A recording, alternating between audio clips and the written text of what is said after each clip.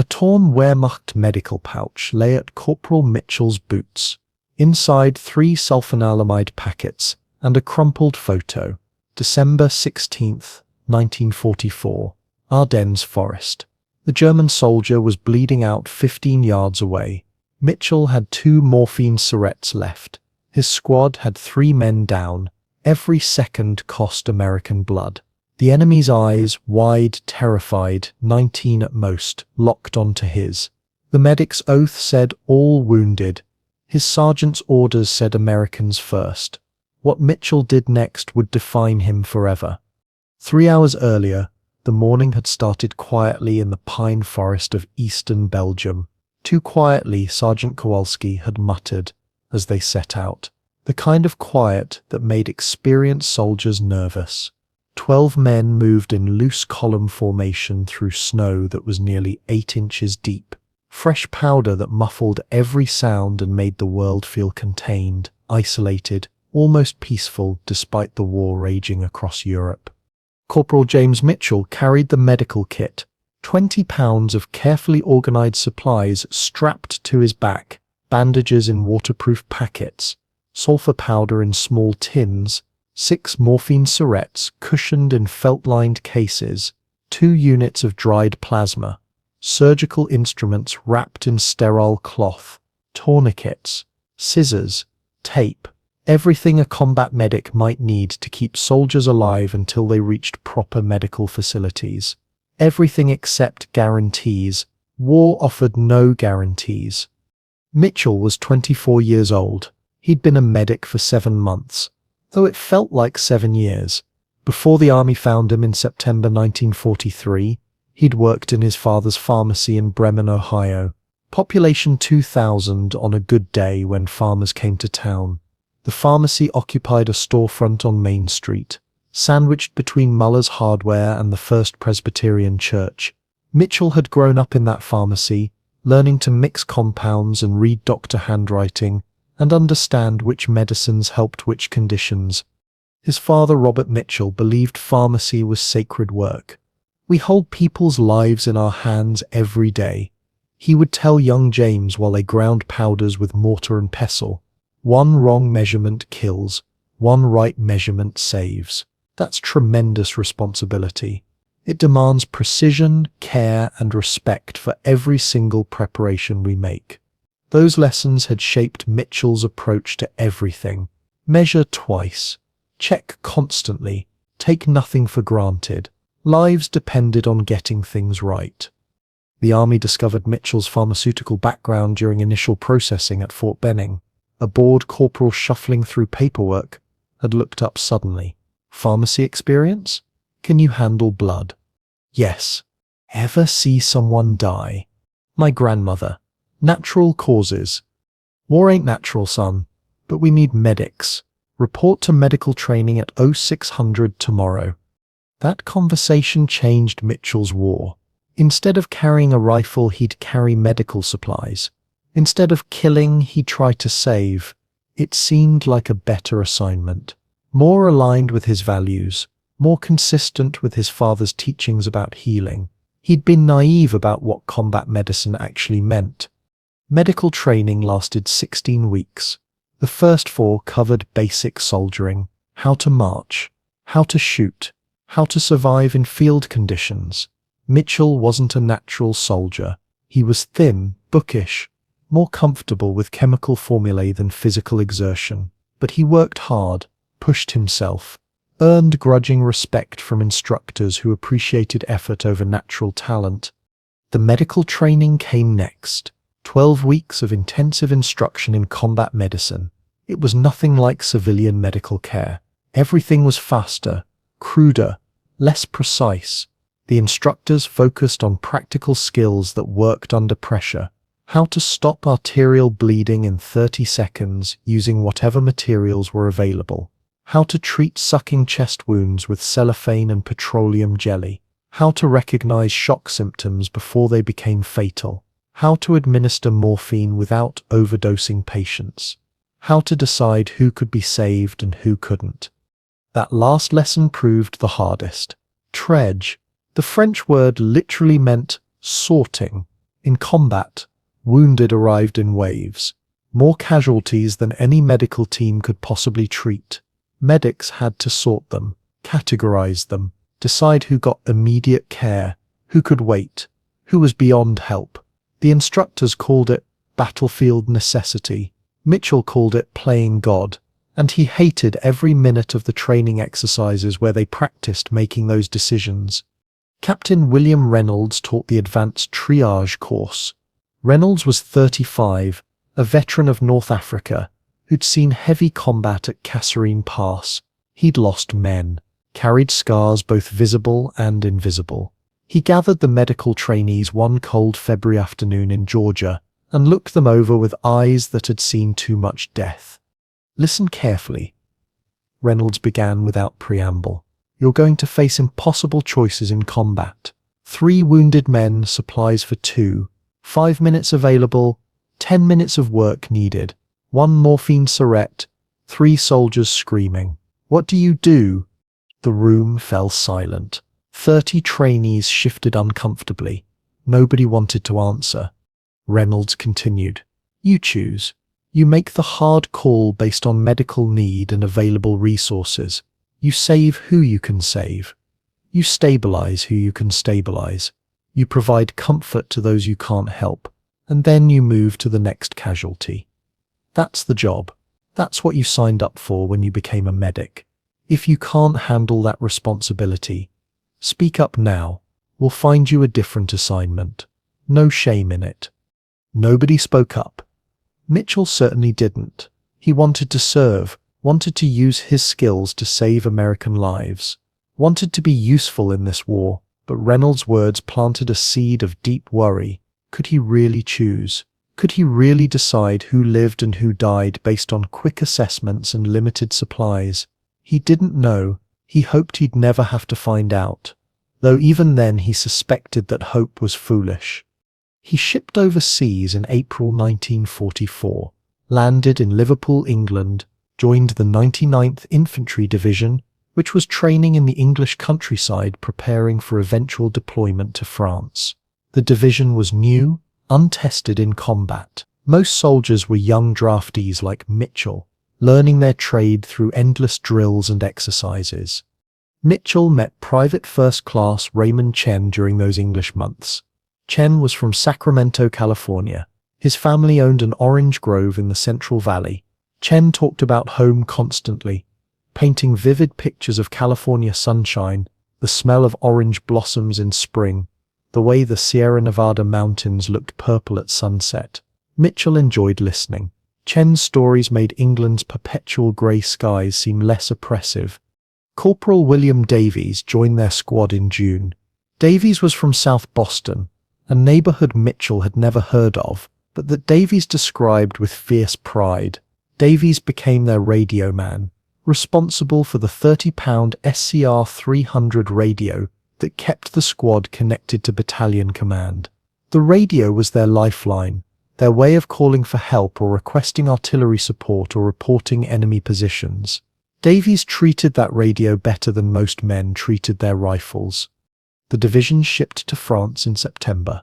They landed at Cherbourg and moved inland through the Normandy countryside that had been torn apart by months of fighting. Mitchell saw the destruction war caused. Villages reduced to rubble, fields cratered by artillery, burned-out tanks rusting beside roads, graves marked with crude crosses, and civilians, French civilians who'd been caught in the fighting, picking through ruins trying to salvage anything useful from their destroyed lives. Mitchell treated some of those civilians, a woman with shrapnel wounds, a child with a broken arm, an old man suffering from malnutrition. He used American medical supplies to help French people. Nobody questioned it. Nobody complained about wasting resources on non-combatants. Suffering was suffering regardless of nationality or military status. That principle seemed obvious then, before scarcity taught him otherwise. They pushed into Belgium in November, as autumn turned to brutal winter. Rain became sleet. Sleet became snow. Temperatures dropped below freezing and stayed there. Men developed frostbite, trench foot, respiratory infections. Mitchell treated all of it, learning that combat medicine wasn't just about bullet wounds and shrapnel. Disease and exposure killed just as effectively as enemy fire. His first real combat casualty came in early December, during what was supposed to be a routine patrol. A German machine gun nest opened up without warning. 3 Americans were hit in the first burst. Private Johnson took multiple rounds to the chest and abdomen. Mitchell reached him within 30 seconds, but Johnson was already gone. Too much damage, too much blood loss. No medical intervention could have saved him. Mitchell worked on Johnson anyway for 20 minutes. Applied pressure to wounds that would never stop bleeding. Administered morphine to a man who was probably already unconscious from shock. Kept trying because stopping meant accepting failure. Eventually Sergeant Kowalski had pulled him away gently. "He's gone, Doc. Nothing more you can do. We've got living men who need you." That death affected Mitchell profoundly. Johnson had been 23 years old, engaged to a girl back in Michigan. He'd shown Mitchell her photograph, talked about wedding plans for when the war ended, and now Johnson was dead, killed in seconds by an enemy he never saw. Mitchell had known the statistics, had understood intellectually that people died in war, but knowing and experiencing were different. Johnson's death made war personal, made it real in ways training never had. The squad had given Mitchell space to process it. Kowalski pulled him aside that evening. "You did good work today, Doc. Johnson was hit too bad. Nobody could have saved him with field supplies. But you tried. You stayed with him. That matters. He didn't die alone." Those words helped, provided some comfort, but they didn't erase the feeling of helplessness, didn't remove the weight of watching someone die despite best efforts. Mitchell understood then what Captain Reynolds had tried to teach. Combat medicine meant accepting limits, accepting that some men couldn't be saved no matter what you did. The only question was whether you could live with that knowledge. December 16th started like dozens of days before it. Cold, grey, snow falling steadily. The squad received orders for a routine patrol at 05:30. Check an 8-mile sector of forest for enemy movement. Report any German positions. Return by noon. Standard assignment that should have been uneventful. Intelligence reported minimal enemy activity in the sector. Just another day of tedious patrolling in winter conditions. They ate breakfast.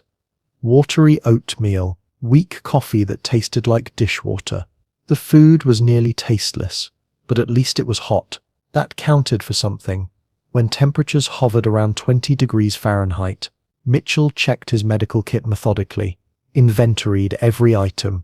6 morphine syrettes, 24 bandages of various sizes, 4 packets of sulfur powder, 2 units of plasma, surgical scissors, hemostats, tape, tourniquets, standard combat loadout, theoretically enough to treat multiple casualties. Theoretically sufficient.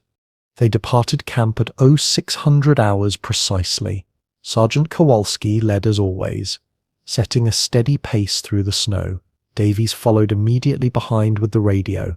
Chen walked beside Mitchell, talking quietly about California and how much he missed the warmth. Henderson, Marcus, Jackson, and 6 others spread out in proper patrol formation, close enough to support each other, far enough apart that one artillery shell couldn't kill everyone. Standard infantry doctrine hammered into them through months of training. The forest was beautiful, in a harsh, unforgiving way. Ancient pine trees, heavy with accumulated snow, the ground covered in pristine white, air so cold it burned lungs with every breath. Sound was muffled dramatically. Footsteps were nearly silent. The squad moved like ghosts through a winter landscape that seemed almost peaceful despite the war. Mitchell checked his watch periodically. As they moved, 0700, 0800, 0900. Nothing happened hour after hour.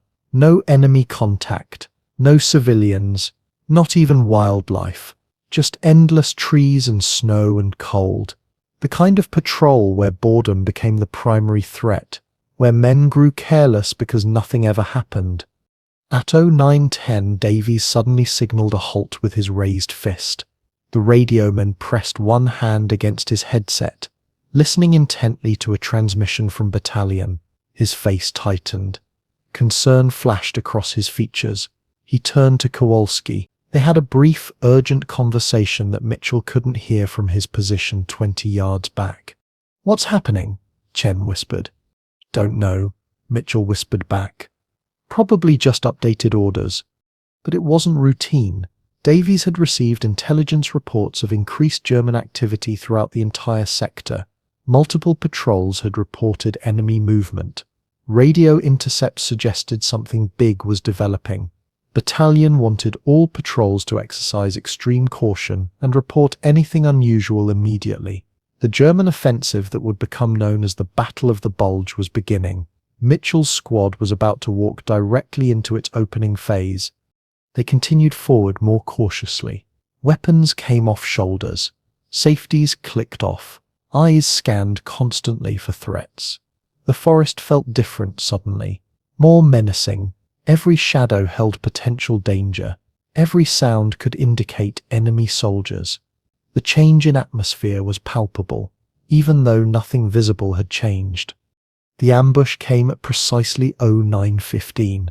Mitchell would later write that exact time in his after-action report. 3 German MG-42 machine guns opened fire simultaneously from carefully prepared positions. The crossfire was devastating, perfectly executed. The squad was caught in the kill zone with minimal cover available. Training took over instantly. Every man dropped immediately, sought whatever protection existed. Tree trunks, fallen logs, small depressions in the snow-covered ground, anything that might stop bullets. Mitchell's face hit snow hard enough to split his lip. He tasted blood. The medical kit dug painfully into his ribs. Around him, the sound was overwhelming, absolutely overwhelming. German MG-40, 2 machine guns had a distinctive sound unlike any other weapon, 1,200 rounds per minute. So fast the individual shots blurred into a continuous tearing sound, like fabric ripping. American soldiers called it Hitler's buzzsaw for good reason. Mixed with that mechanical death were American rifles returning fire, Thompson submachine guns barking short bursts, the crack of M1 Garand rifles, the explosions of thrown grenades, a chaotic symphony of industrial violence. Private Jackson died in the first 30 seconds. Mitchell saw it happen, saw Jackson stand up to change positions, saw bullets hit him, saw him collapse without even crying out. There was nothing dramatic about it. No cinematic slow motion, no final words, just alive one moment, dead the next. War was like that. Quick, final, utterly unforgiving of mistakes.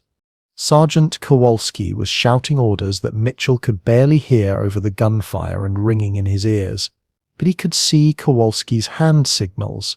The sergeant was dividing the squad. Half would provide suppressing fire. The other half would flank right and assault the German positions. Classic infantry tactics taught at Fort Benning, dangerous but necessary when caught in a kill zone. Chen grabbed Mitchell's arm, pulled him toward better cover behind a substantial fallen log. They scrambled frantically. Bullets hit the log, sent bark and splinters flying. Mitchell pressed himself flat against the wood, tried to become invisible, tried to survive. His heart hammered so violently he thought his ribs might crack. Then Kowalski was moving with 6 men, running through the forest in a flanking maneuver. They disappeared quickly into trees and snow. The covering fire intensified dramatically, every American weapon firing rapidly, keeping German heads down, giving the assault team precious seconds to get into position. Mitchell heard grenades exploding, the distinctive crump of American pineapple grenades, German voices shouting in panic, more intense gunfire from a different direction. The assault team had engaged successfully. 20 seconds of absolutely brutal close-quarters fighting, then sudden, shocking silence. Clear, Kowalski's voice echoed through the forest. "Medic up." Mitchell grabbed his kit, stood on legs that felt weak and unreliable, ran toward Kowalski's voice. His boots slipped on blood-stained snow that registered somewhere in his mind. American blood or German blood? Impossible to tell. Just blood. Just evidence that violence had consequences measured in human suffering. The German position was a hastily constructed foxhole. 3 bodies lay scattered around it. Wehrmacht soldiers in winter uniforms. One was clearly dead. Middle-aged man with grey at his temples, eyes staring at nothing. The second had been hit in the leg and chest, still alive but fading fast. The third body was 20 yards away, apparently killed while trying to flee. Mitchell looked away from the corpses, focused on finding American casualties. Over here, multiple voices shouting. Mitchell turned and saw 3 Americans down. Private Henderson was sitting upright, holding his left forearm tightly. Blood seeped steadily through his fingers. He was conscious, alert, in significant pain but functional. Mitchell assessed him quickly. Shrapnel wounds, multiple small punctures, painful but not immediately life-threatening. Triage category, delayed care, could wait 30 minutes or more if necessary. Private Marcus was worse. Much worse. He'd taken a rifle round through the shoulder. Entry wound in front. Exit wound in back. Clean through and through. Which was lucky, but the wound was serious. Significant blood loss. Muscle tissue damage. Bone possibly involved. Shock developing rapidly. Marcus was sweating heavily despite below freezing temperatures. Classic shock symptoms. Triage category. Immediate care required. Needed treatment within minutes. And Chen. Mitchell's friend Chen. Down with a leg wound high on the thigh. Blood soaking through his trouser leg. Chen's face was grey, pale. His eyes tracked, but his movements were sluggish. He was conscious, fighting shock, but losing that fight. Triage category. Immediate care required urgently. Mitchell's training took complete control. His hands moved automatically through procedures practiced hundreds of times. He assessed Henderson first because he was closest. Examined the shrapnel wounds carefully. Multiple small punctures scattered across the forearm. Painful but not dangerous. No arterial damage. No bone involvement that he could detect. "You're going to be fine," Mitchell told Henderson with more confidence than he felt. "I'll clean and bandage this. You'll be back to full duty in a few days." He worked quickly but carefully. Poured sulfur powder liberally over each wound. Sulfur was a miracle drug in combat. Antibacterial agent that dramatically reduced infection risk. Wrapped the entire forearm in gauze bandages, tight enough to protect the wounds. Not so tight that circulation was compromised. Henderson nodded thanks. Gritted his teeth against pain but didn't complain. Good soldier. Marcus was next. Mitchell cut away the shoulder area of Marcus's jacket and shirt to expose both wounds. The bullet had missed major arteries. Incredibly lucky, but the damage was still severe. Muscle tissue destroyed. Possible bone fragments. High infection risk. Marcus needed a surgeon. Needed a real hospital. But that was hours away at best. Mitchell had to stabilize him for transport. He worked methodically. Packed both wound openings with sulfur-treated gauze, applied pressure dressings, created as much compression as possible without cutting off circulation. Marcus was sweating profusely now. His breathing was rapid and shallow. Pupils were dilated. Classic progressive shock. His body was struggling desperately to maintain blood pressure, despite significant blood loss. "You got morphine?" Marcus asked. His voice shook badly. Mitchell checked his medical kit. He'd started the day with 6 morphine syrettes, standard combat load. He'd used 4 earlier that week on previous casualties. That left 2. 2 small tubes of mercy. 2 doses that could ease terrible pain for about 4 hours. 2 choices he'd have to make very carefully. Marcus needed morphine immediately. The pain was severe and getting worse. Shock was progressing rapidly. Without pain relief, shock would worsen dramatically. could become life-threatening within minutes. Mitchell made the decision quickly. He pulled out one syrette, removed the protective cap, jabbed the needle firmly into Marcus's thigh muscle through the uniform, squeezed the tube completely empty, attached the empty syrette to Marcus's jacket collar using the built-in safety pin. Standard procedure. Visual indicator that morphine had been administered. Prevented accidental overdosing if another medic treated the same casualty. Marcus's face relaxed almost immediately. Morphine acted fast when injected intramuscularly. The pain receded dramatically, not eliminated completely, just pushed far enough into the background that Marcus could function despite it. His breathing steadied within 90 seconds. Color improved slightly in his face. The morphine had bought them critical time. Chen was last. Mitchell knelt beside his friend with growing dread. The leg wound was bad. Very bad. High on the thigh. Close to the femoral artery. If the artery was severed, Chen would bleed out in 3 to 5 minutes. Nothing Mitchell could do would save him. He checked carefully. Felt for pulse below the wound. Found it. Strong, regular. The artery was intact. Incredibly lucky. Chen had maybe an inch of clearance between the wound track and instant death. But the wound was still serious. Significant muscle damage. Possible bone involvement. Heavy bleeding that needed immediate control. Chen needed surgery. Needed proper medical facilities. Needed far more than Mitchell could provide in a frozen forest with limited supplies. But Mitchell could stabilize him, could stop the bleeding, could give Chen a fighting chance. He worked quickly. Cut away Chen's trouser leg to fully expose the wound, poured sulfur powder liberally over the damaged tissue, packed the wound cavity with multiple gauze pads, applied a pressure bandage, very tight, extremely tight, borderline too tight, but stopping the bleeding was absolutely critical. Nothing else mattered if Chen bled out during evacuation. Chen gasped at the pressure, but didn't cry out. Tough kid. Good friend. How bad is it? Chen asked quietly. Bad enough, Mitchell said honestly. But you'll live. The artery's intact. That's what matters most. Chen nodded slowly. Tried to smile. Failed. The pain was too severe. His face remained grey. Shock was advancing. Mitchell could see it clearly. All the classic signs. Rapid pulse, cold, clammy skin, dilated pupils, altered consciousness. Chen needed morphine urgently. Needed pain relief to slow shock progression. Needed the mercy Mitchell could provide. Mitchell looked at his medical kit. One morphine syrette remained. One dose. One choice. He had 3 wounded Americans. Henderson didn't need morphine. His wounds were painful but manageable. Marcus had already received a dose that should last several hours. That left Chen. Chen who needed it desperately.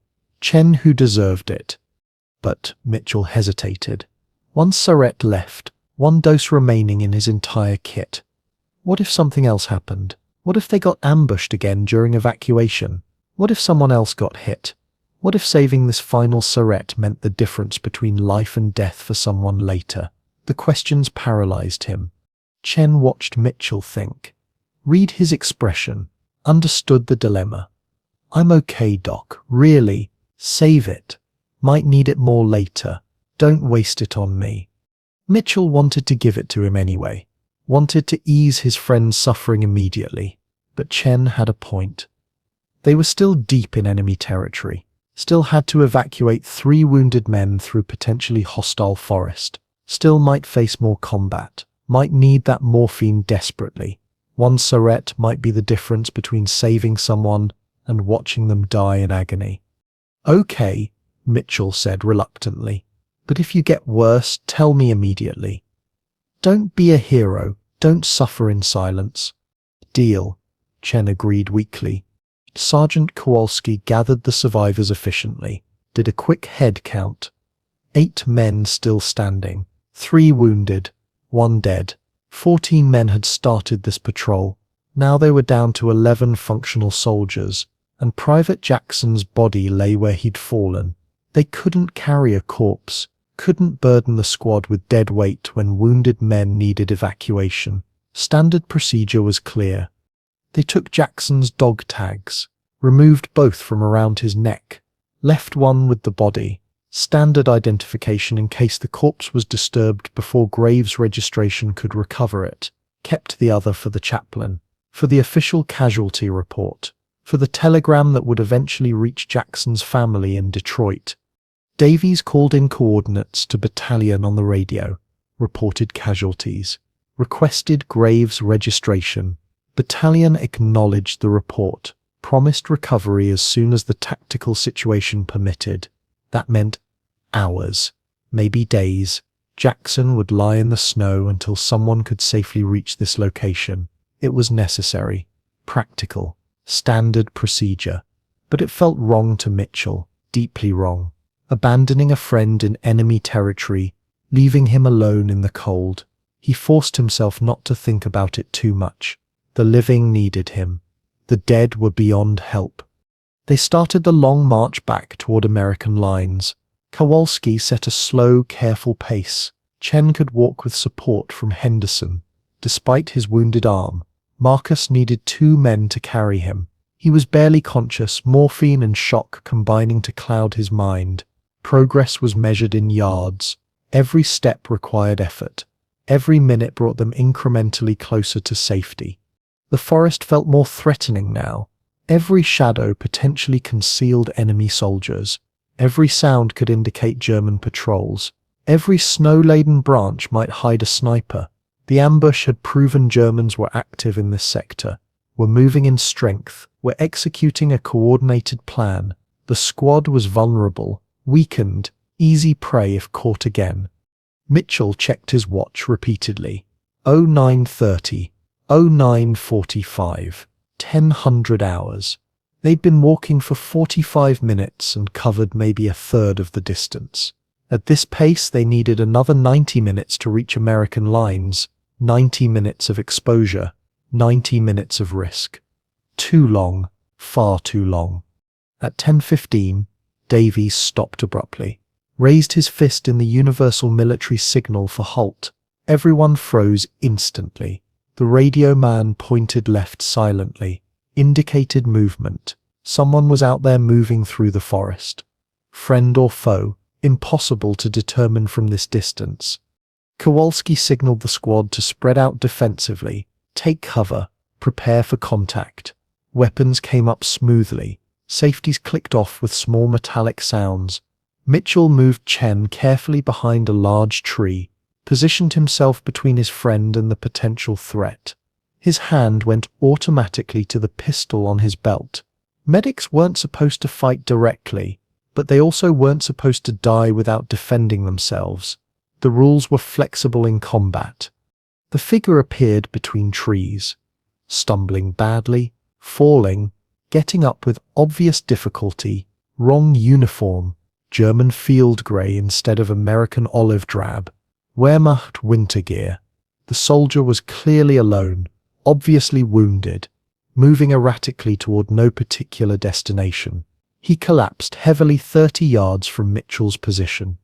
"Hold fire," Kowalski ordered quietly. Smart decision. One wounded German wasn't a tactical threat. Shooting him would just create noise. Alert other Germans potentially in the area. Reveal the squad's position unnecessarily. Better to ignore him and keep moving. Kowalski and Davies approached carefully anyway. Weapons ready. Checked thoroughly for other Germans. Searched the immediate area for signs of an ambush or trap. After 2 minutes of cautious reconnaissance, Kowalski waved the all-clear signal. Just one wounded enemy soldier, alone, dying. No threat to anyone. "Medic," Kowalski called calmly. Mitchell's stomach dropped, fell straight through to his boots. He looked at Chen, looked at Marcus barely conscious against a tree, looked at his medical kit. 1 morphine syrette remaining. 3 wounded Americans already consuming every resource he possessed. And now a German soldier who needed medical attention. The impossible choice Captain Reynolds had warned about was happening. Right now, right here. No time to prepare, No time to think. Just choose and live with the consequences. He walked toward the German slowly. Each step felt heavy, like walking through deep water, like moving through a nightmare where every action required impossible effort. He knew what he'd find, knew the choice he'd face, knew this moment would define something fundamental about who he was as a person and as a medic. The German soldier was young, impossibly young, maybe 20 years old, probably younger, probably lied about his age to enlist, just like thousands of American boys had done. He wore Wehrmacht winter uniform that was soaked with blood. He'd been hit at least twice, once in the left side, once in the right leg. Blood had soaked through his coat completely. More blood stained the snow in a growing circle around him. His face was grey, the colour of death approaching. His breathing was laboured and wet-sounding. Bad signs. Very bad signs. Mitchell knelt automatically beside the German, medical training overriding everything else, including nationality and military loyalty. He opened the German's coat carefully to assess the side wound.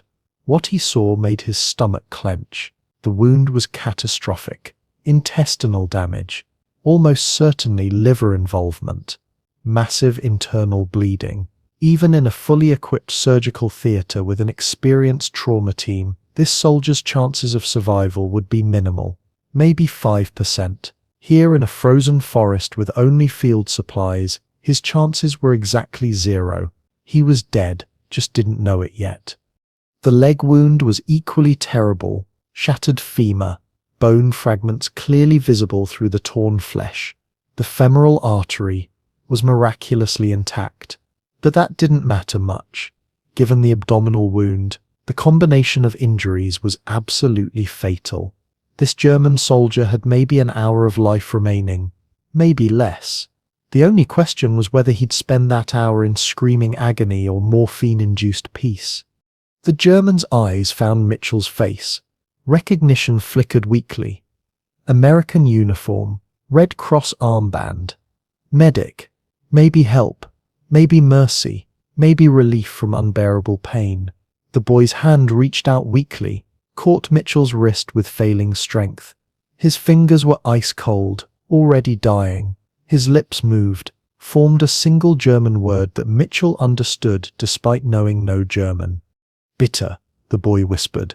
Please, the universal language of human suffering, transcending nationality and politics and war.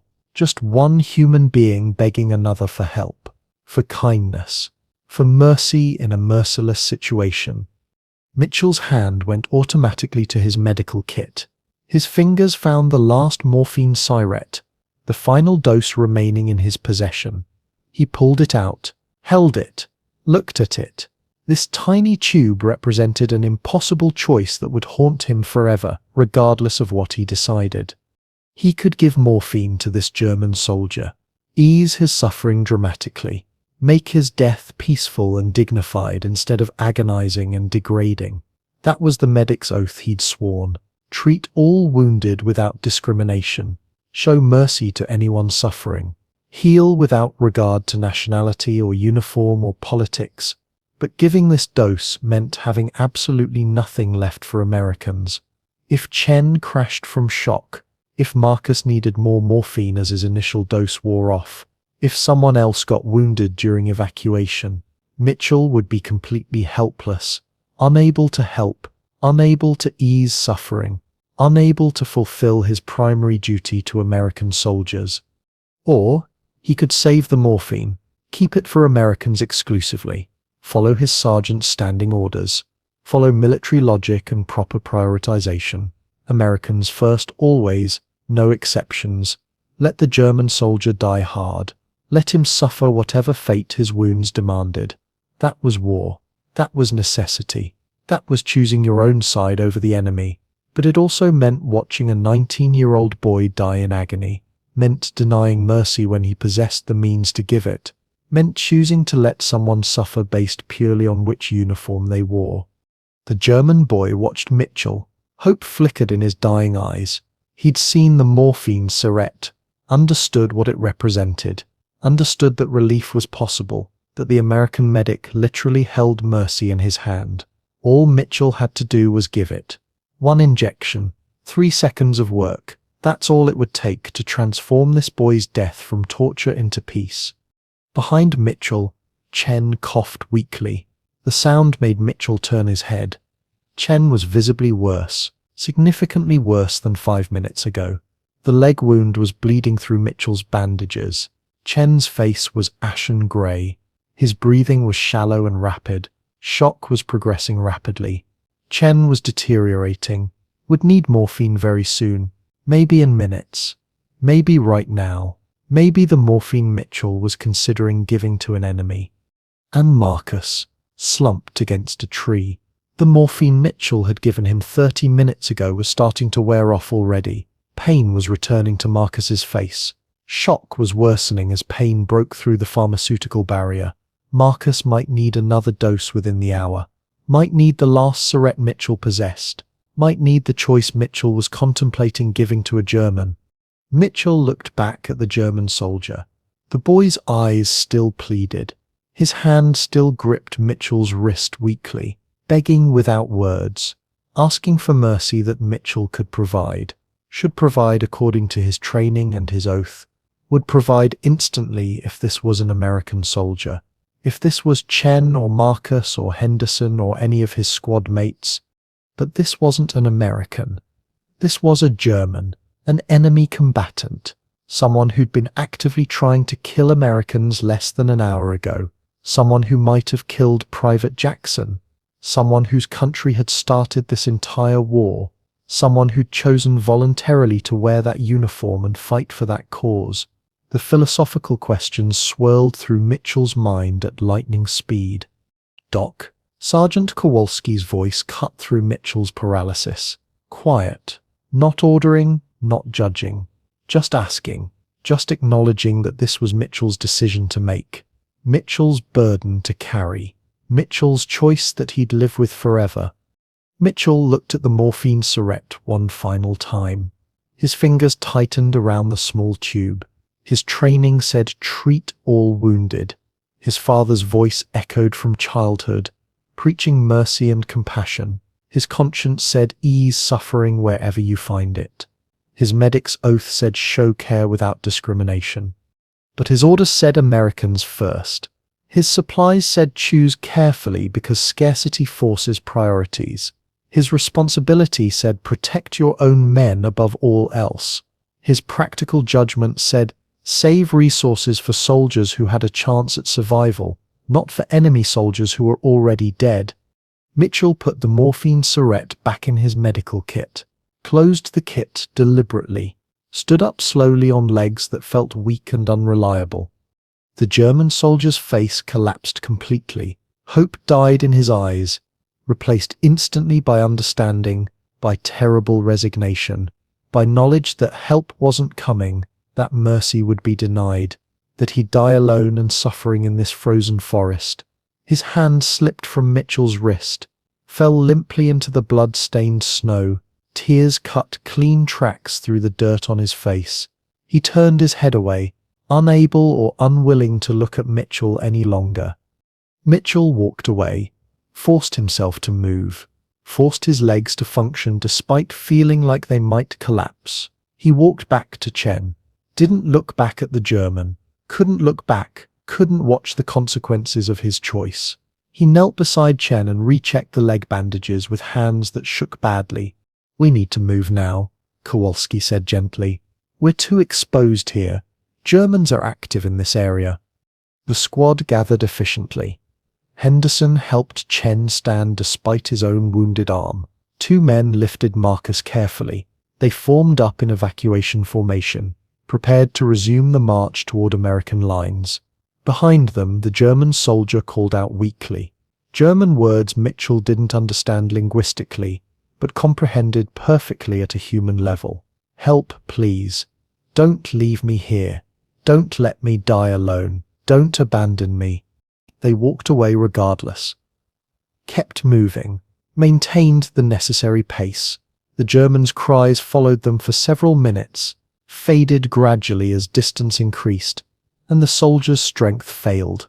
After 5 minutes, Mitchell couldn't hear the cries anymore. The forest had swallowed the sound completely, but the memory didn't fade. The German boy's face, the hope dying, the tears, the abandonment, that memory stayed with Mitchell, would stay forever, would never fade regardless of how much time passed. Each step took the squad closer to American lines. Each step took Mitchell further from the choice he'd made, further from the German soldier dying alone in the snow, further from the moment when he'd decided that one human life was worth more than another based purely on uniforms, based purely on nationality, based purely on military necessity and supply scarcity. Chen stumbled badly. Mitchell caught him before he fell. "You okay?" "Dizzy," Chen admitted. His voice was very weak now.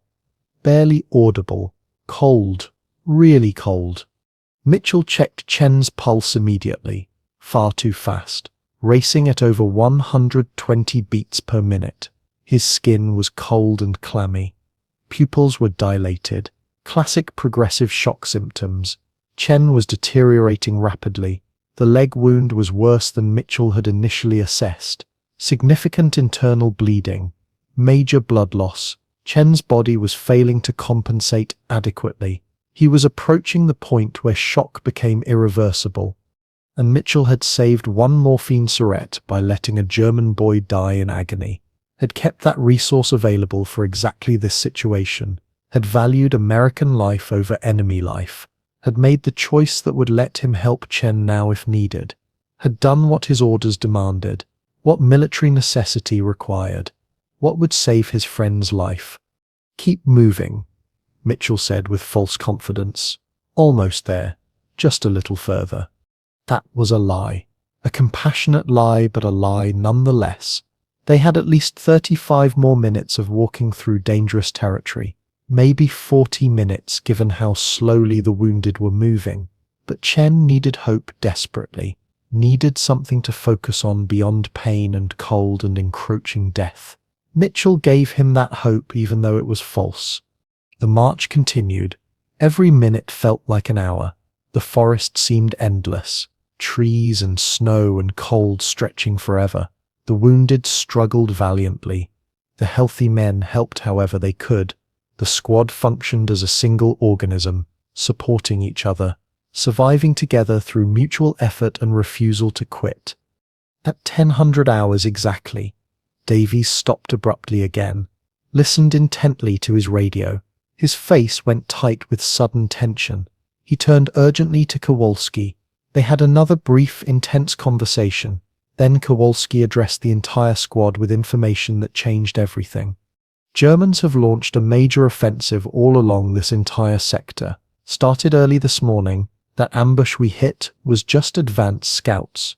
Main German forces coming right behind them. Hundreds of tanks. Thousands of infantry. This is big. This is coordinated.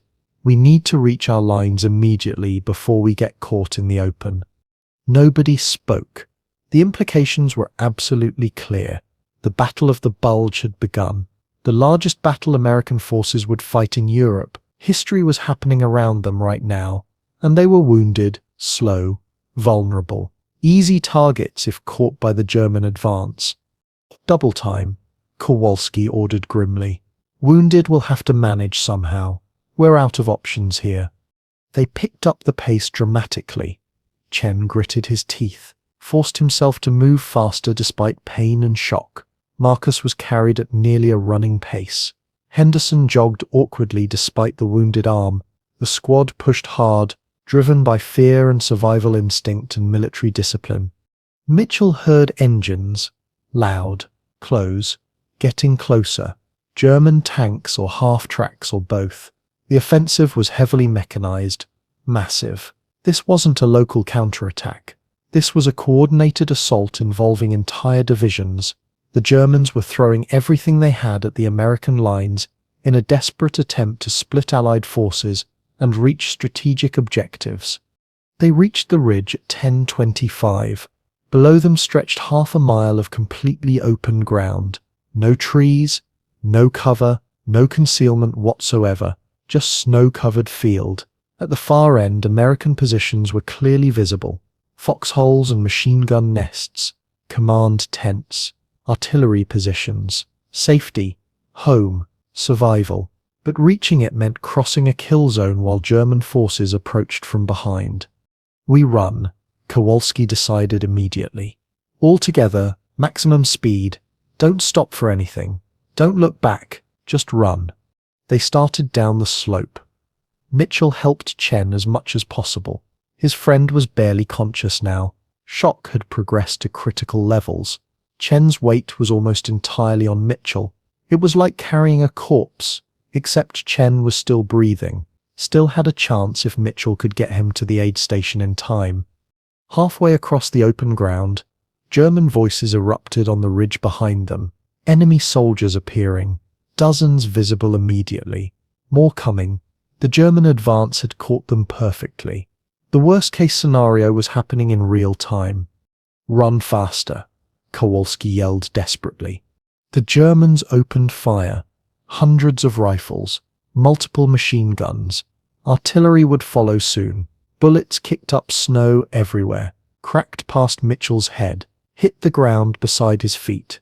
He pulled Chen faster, ran harder. His lungs burned.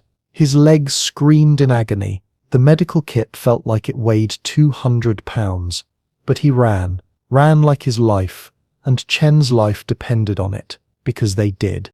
Distance to safety, 40 yards, 30, 20. Bullets hit closer. Someone behind Mitchell screamed. He didn't look, just ran, just focused on the American foxholes ahead, just concentrated on keeping Chen upright and moving toward salvation. American machine guns erupted, covering fire, suppression. Mine 2 Brownings firing back at the Germans, keeping enemy heads down, giving the squad those final critical seconds.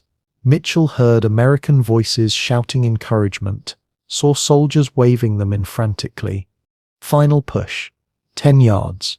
5. Mitchell and Chen tumbled into an American foxhole, collapsed gasping, landed in a tangle of limbs and equipment. For a moment, Mitchell couldn't breathe, couldn't move, just lay there feeling his heart trying to punch through his ribs. "You made it." An American voice, friendly, relieved. "You're safe now. You're behind the lines." Safe. The word sounded foreign, alien. Mitchell had forgotten what safety felt like. He pushed himself off Chen, checked his friend immediately. Chen was unconscious. Pulse was thready and irregular. Breathing was extremely shallow. Shock had progressed to critical levels. Chen was crashing. Needed immediate advanced medical care. Needed more than Mitchell could provide with field supplies alone. "Medic," Mitchell yelled, then realized that was him. He was the medic. "I need help here. Critical casualty. Shock. Need plasma." Other medics appeared rapidly. Real medical personnel with full supplies.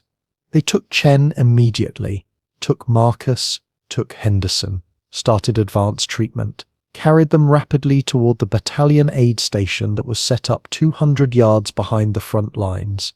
Mitchell tried to follow. His legs wouldn't work properly. He collapsed again, sat heavily in the snow, stared at nothing. Sergeant Kowalski appeared beside him, sat down without speaking. They sat in silence for several minutes while around them the American army mobilized for the battle that was coming. Companies formed up. Artillery crews checked their guns and prepared ammunition. Officers shouted orders. Radio operators relayed intelligence. The machinery of war ground into high gear. "You did good work today," Kowalski finally said quietly. "Got our wounded out alive. That's what matters. That's your job." Mitchell nodded mechanically. Couldn't trust his voice. The German soldier's face was still there, still looking at him, still pleading, still dying alone in the snow, because Mitchell had decided that American lives were worth more than enemy lives, had let suffering happen to preserve resources, had done what military necessity demanded. "Go get checked out," Kowalski continued. Get to the aid station. Make sure they're treating your wounded correctly. You've earned rest." Mitchell stood on shaking legs. His body felt strange, disconnected, like it belonged to someone else. He walked toward the battalion aid station, past soldiers preparing defensive positions, past officers coordinating responses to the German offensive, past the organized chaos of an army preparing for major combat. The aid station was overwhelming chaos. Wounded covered every available surface. Doctors worked frantically. Nurses ran between patients. Blood everywhere. Screaming. Death. The German offensive had hit hard across the entire sector. Casualties were overwhelming the medical infrastructure. More wounded arrived every minute. Mitchell found Chen. A doctor was working on him intensely. IV running. Blood plasma flowing. Oxygen mask. The doctor glanced up briefly. "You the field medic who treated him?" "Yes, sir." "Excellent work." Another 15 minutes, and he'd have died from shock. "You saved his life with that field treatment." Mitchell should have felt proud, should have felt accomplished, should have felt like his training and choices had mattered. Instead, he felt hollow, empty, like something essential had been scooped out of his chest, leaving only void. He walked outside, found a quiet spot behind a supply truck, sat down heavily in the snow, opened his medical kit with shaking hands. The morphine syrette was still there, the one he'd saved, the one that had cost a German boy any chance at mercy, the one that had let Mitchell save Chen's life. He held the tiny tube up to pale winter light, such a small thing, such tremendous weight. This minuscule tube represented life and death, mercy and cruelty, choice and consequence, humanity and military necessity. It represented the moment when Mitchell became something different, when war forced him to choose, when he learned that doing the right thing sometimes meant doing something that felt utterly wrong. Days blurred into weeks. The Battle of the Bulge raged across Belgium. Mitchell treated hundreds of casualties. American, German, Belgian civilians caught in the fighting. The supply situation improved gradually. Morphine became plentiful. Medical equipment flowed forward. Mitchell could give mercy freely again, could ease suffering without calculating cost, could help everyone who needed help regardless of nationality. But he never forgot the first German boy. The one in the snow, the one he'd chosen not to help. That face stayed with him, those pleading eyes, that hope dying, that abandonment. The memory shaped everything that came after, made Mitchell kinder, made him more generous with mercy, made him understand that humanity mattered even in war, maybe especially in war. Chen recovered slowly in a stateside hospital. 3 months of rehabilitation, physical therapy 5 days a week, learning to walk again without limping. The doctors said he was lucky. The wound had missed every critical structure by millimeters. Another inch in any direction would have meant amputation or death. Chen understood what that meant. Mitchell's emergency field treatment had been perfect, exactly right, life-saving. He was discharged in April 1945 with a medical retirement, returned to Sacramento, found his family's orange grove exactly as he'd left it. His parents cried when they saw him, held him, thanked God he'd survived. Chen married his childhood sweetheart in June, had 4 children over the next 10 years, built a good life in California sunshine, took over the family business, expanded it, prospered. He wrote to Mitchell twice a year, Christmas and December 16th. Every single year, the Christmas letters were cheerful, talked about family and business and California weather. The December 16th letters were different, serious, thoughtful. They always mentioned that day, always thanked Mitchell for the choice he'd made, always acknowledged what that choice had cost, always expressed gratitude that Mitchell had valued American lives, had saved his squad mates, had let Chen come home to build this good life. Those letters helped Mitchell, provided context for his choice, reminded him that saving Chen had mattered, that Chen's children existed because Mitchell had chosen correctly, that sometimes war forced impossible mathematics and you just had to accept the equation, but the letters didn't erase the German boy's face. Nothing erased that face. Mitchell survived the war, remained in Europe through the victory and occupation, worked in military hospitals treating wounded German POWs, gave them the same care he gave Americans, the same morphine, the same mercy, the same humanity. Some medics questioned that, asked why he wasted supplies on the enemy. Mitchell never explained, just kept treating everyone who needed help, kept trying to balance the scales somehow. He came home in November 1945, took a train from New York to Ohio, watched American landscape roll past the windows, farms and forests and small towns that looked untouched by war. It was strange, disorienting. Europe was devastated. America looked pristine, like the war had been a dream, like violence was impossible in places this peaceful. His father met him at the train station in Bremen. Older, grayer, but still his father. They embraced on the platform, didn't speak, didn't need to, just held each other. Robert Mitchell understood what war did to men, understood his son carried burdens that couldn't be discussed. He didn't press, didn't ask questions, just brought James home and gave him space to heal. Mitchell went back to work at the pharmacy in January 1946, started slowly. Half days at first, the work was familiar but strange, mixing compounds for common ailments, filling prescriptions for high blood pressure and diabetes and arthritis. Customers worried about small things, minor aches, temporary discomforts. Mitchell had seen men die from sucking chest wounds, had held German boys while morphine eased their passing. Customer complaints about bitter-tasting medicine seemed trivial. But he adjusted, slowly found meaning in small healings, learned to appreciate helping people with manageable problems instead of just delaying death for trauma victims. His father helped without saying much, just worked beside him, showed him how to reintegrate, how to find purpose in normal pharmacy work, how to make peace with being home. He met Sarah Thompson in March 1946. She taught 3rd grade at Bremen Elementary, came to the pharmacy for aspirin. They started talking. She was kind, patient, understanding, didn't press him about the war, didn't demand explanations for the distance she saw in his eyes, just accepted him, gave him space, let him open up gradually on his own terms. They married in October 1947. Small ceremony at First Presbyterian, just family and close friends.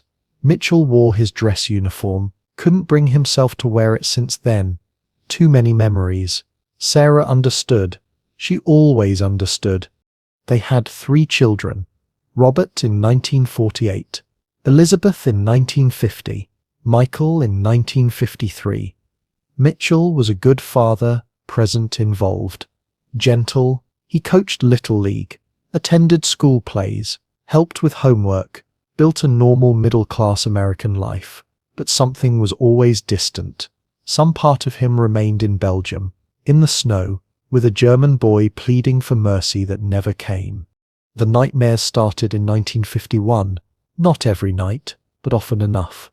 Mitchell would wake sweating, heart pounding, seeing the German's face, hearing his pleas, reliving the choice over and over. Sarah would hold him, wait for the panic to pass. Never asked what he dreamed, never demanded explanations, just provided comfort until morning came. He talked to a doctor once in 1955, described the nightmares. The guilt, the weight. The doctor called it combat fatigue, said it was common among veterans, suggested Mitchell just needed to move on, put the war behind him, focus on the present. The advice was useless. Mitchell couldn't just move on, couldn't forget. The German boy's face was permanent. His pharmacy thrived through the 50s and 60s. Bremen grew slowly. New families arrived. Mitchell treated generations, watched children become parents, watched parents become grandparents. He filled prescriptions, gave advice, listened to problems. The work was meaningful, not dramatic like battlefield medicine, but meaningful in its quiet consistency, in its daily small kindness. In 1968, his oldest son Robert enlisted Vietnam. Mitchell's heart broke. He knew what war did, what it cost. He didn't want that for his son, but Robert was determined, wanted to serve. Mitchell couldn't stop him, could only watch him go and pray he'd come back whole. Robert survived Vietnam, came home in 1970.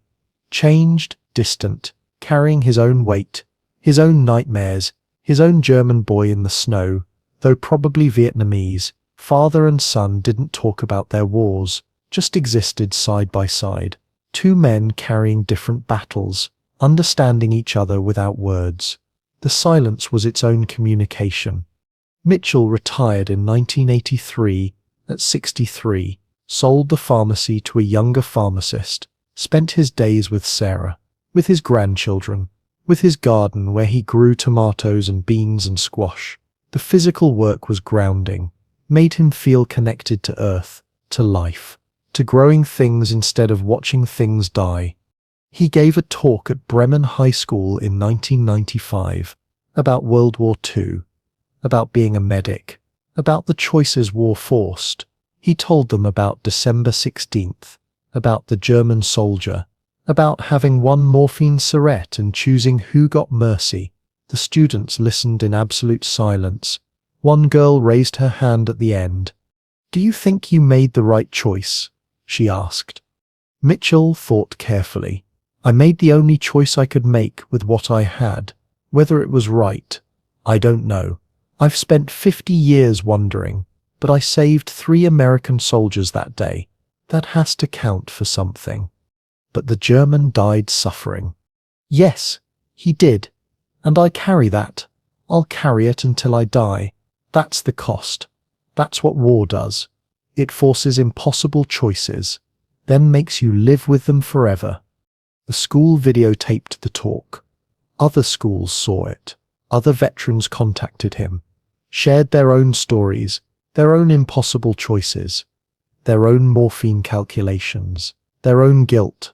Mitchell wasn't alone. Thousands of medics had faced the same dilemmas, had made the same choices, had carried the same weight, that helped, knowing the burden was shared. Sarah died in 2003, cancer, 62 years old, too young. Mitchell sat with her at the end, held her hand, made sure she had morphine for the pain, made her passing peaceful. Same gift he'd given to German boys in Belgium. Same mercy he'd wanted to give but couldn't always provide. At least with Sarah he could give it freely, could ease her transition, could make death gentle instead of harsh. After Sarah's death, Mitchell lived alone. His children visited, his grandchildren called.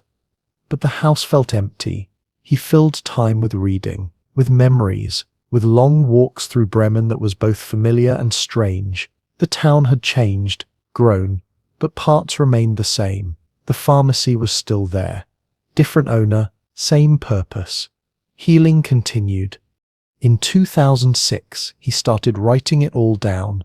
The story of December 16th.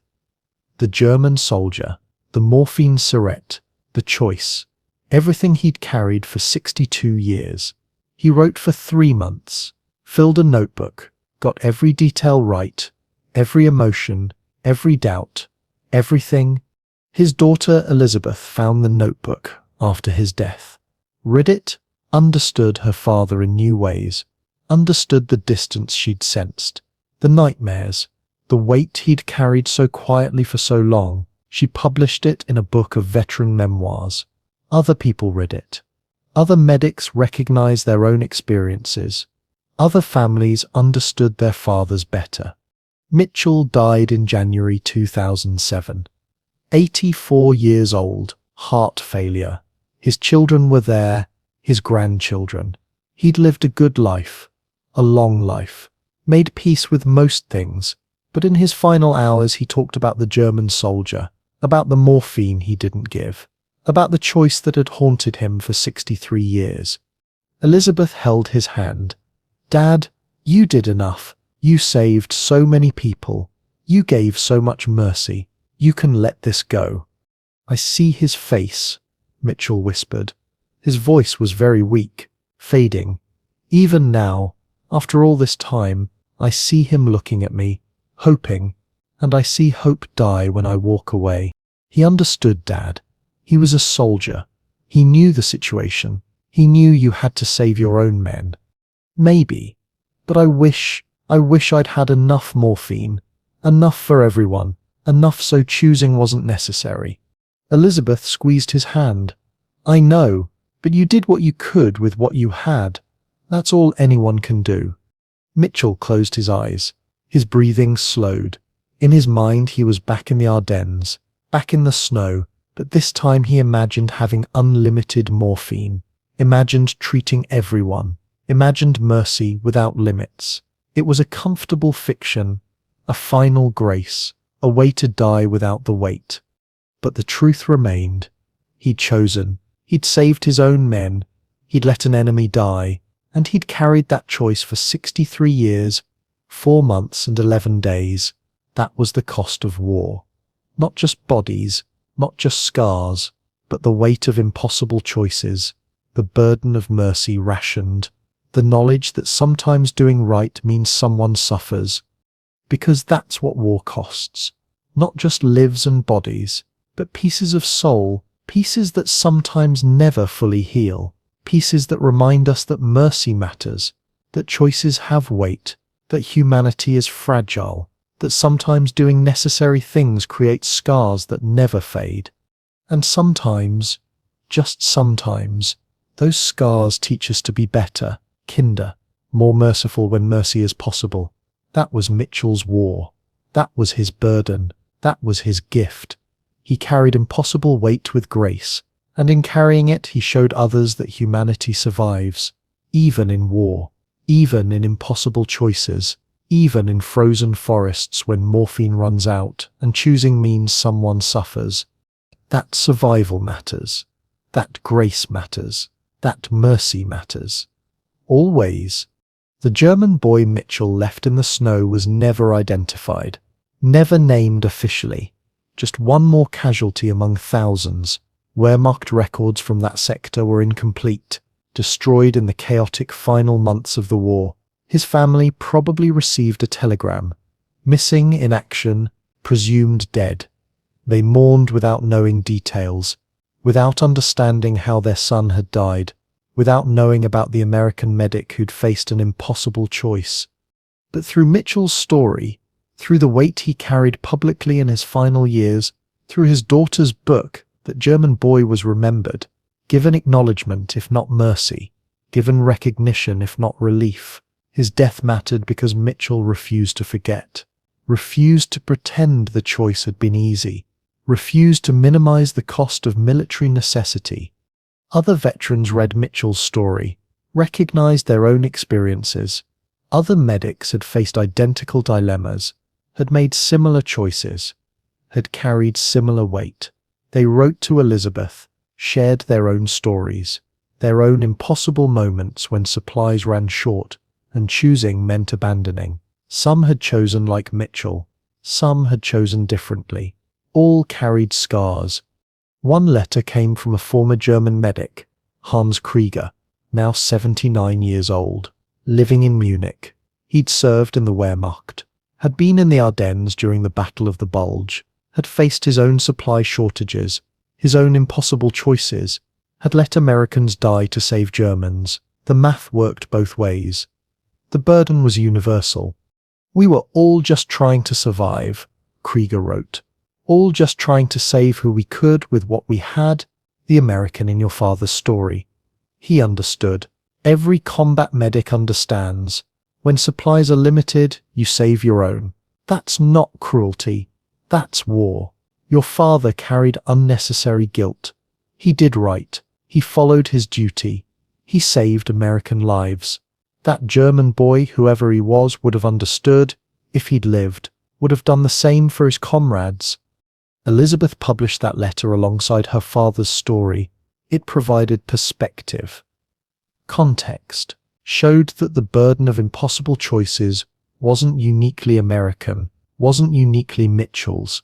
Every medic in every army faced the same mathematics, the same scarcity, the same weight. The story reached medical schools, became part of ethics curricula. Young doctors studied Mitchell's dilemma, debated what they would have done, discussed how to handle scarcity, how to triage fairly, how to make impossible choices, and live with them afterward. Mitchell's December 16th became a teaching case, a way to prepare future doctors for reality. Professor Sarah Martinez taught medical ethics at Johns Hopkins. She used Mitchell's story every year, made her students grapple with the morphine syrette dilemma. You have 1 dose remaining, she'd tell them. 3 American wounded who might need it. 1 enemy soldier definitely needs it now. What do you do? The students debated passionately. Some argued for treating the German. Medics' oath demanded treating all wounded. Nationality shouldn't matter. Suffering was suffering. Others argued for saving the morphine. Military necessity, duty to your own soldiers, resource conservation for future American casualties. Neither answer was wrong. Neither answer was right. That was the lesson. Sometimes there are no right answers, just choices and consequences. Mitchell's story teaches us something vital. Professor Martinez would conclude, medicine always involves limits. We never have unlimited resources, never have unlimited time. We always have to choose. Courage isn't just battlefield necessity, it's daily medical reality.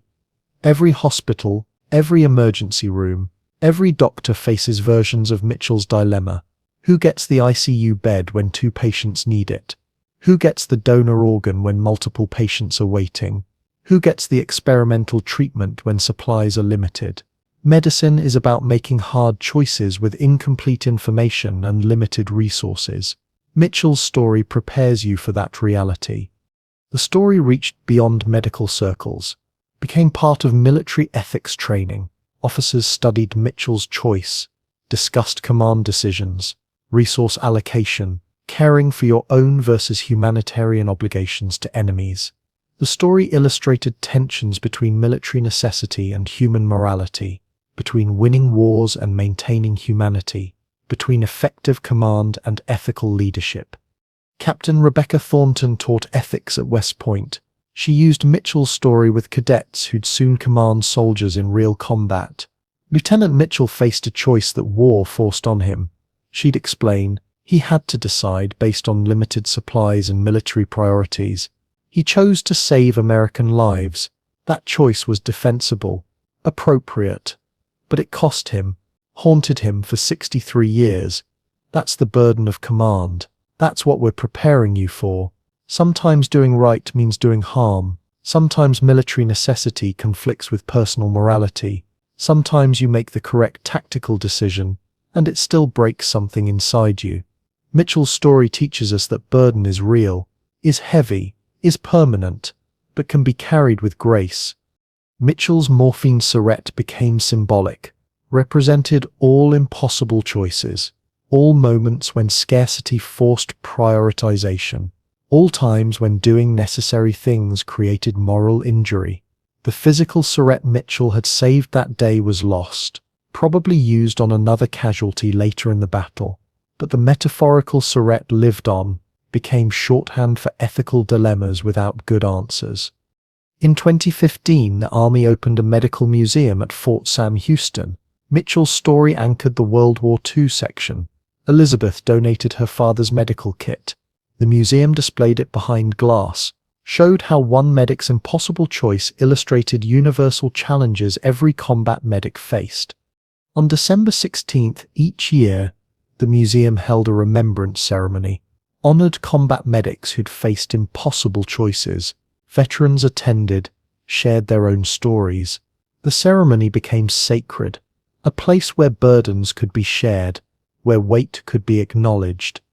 Elizabeth attended the first ceremony in 2016, 72 years after her father's choice. She spoke briefly about carrying that weight with grace, about transforming impossible choices into meaning, about how her father never stopped being kind despite the burden he carried. about how he showed mercy when mercy was possible, about how he tried to balance the scales through decades of small kindness, about how one impossible choice shaped a lifetime of compassion. The medics in attendance stood and applauded. They understood, they recognized Mitchell as one of their own, someone who'd faced what they'd faced, someone who'd carried what they carried, someone who proved that weight could be borne with dignity. After the ceremony, several medics approached Elizabeth, told her their own stories, shared their own impossible moments. Veterans from Vietnam, Iraq, Afghanistan, different wars, same burden, same impossible calculations, same weight carried across decades. "Your father's story helped me," one medic said with tears. "Helped me understand I'm not alone, not uniquely broken, just human trying to survive impossible circumstances. Thank you for sharing his burden. Thank you for making sure we know we're not alone in this." Mitchell's legacy lived on through his story, through ethics discussions in medical schools and military academies, through remembrance ceremonies. His one impossible choice taught thousands about war's true costs, about humanity's fragility, about grace under unbearable weight. The German soldier in the snow remained nameless, unknown, but not forgotten. Mitchell had ensured that, had refused to let that boy's death be meaningless, had carried him for 63 years, had told his story, had honored him by refusing to forget. That was Mitchell's final gift to that German boy, not mercy in 1944, but remembrance afterward, recognition that his life and death mattered, that the choice had weight, that even in war, even as enemies, both men were human, both deserved acknowledgement. And through that remembrance, through that refusal to forget, Mitchell transformed his impossible choice into something meaningful, something that taught, something that helped others understand, something that connected medics across time. His burden became blessing, his weight became wisdom, his impossible choice became eternal lesson. That was how grace worked. That was how humanity survived, not by pretending choices were easy, not by minimizing costs, not by forgetting those left behind, but by remembering, by carrying, by refusing to let suffering be meaningless, by transforming weight into wisdom and burden into teaching and impossible choices into shared understanding. Mitchell had done that, had carried his weight with such grace that it became a gift, had transformed his impossible choice into lesson that helped thousands, had ensured that the German boy's death taught something, meant something, connected to something larger than one moment in one frozen forest. That was victory, not military victory, not tactical success, but human victory. The victory of maintaining humanity despite everything, of carrying unbearable weight and surviving, of transforming impossible choices into meaning, of refusing to let suffering be meaningless or forgotten. That survival matters deeply, that grace matters profoundly, that mercy matters eternally, always and forever. That was Mitchell's war, that was his lesson, that was his legacy, and it endures beyond death, beyond time, beyond all the battles that have come since and will come after. His choice matters, his burden teaches, his grace inspires,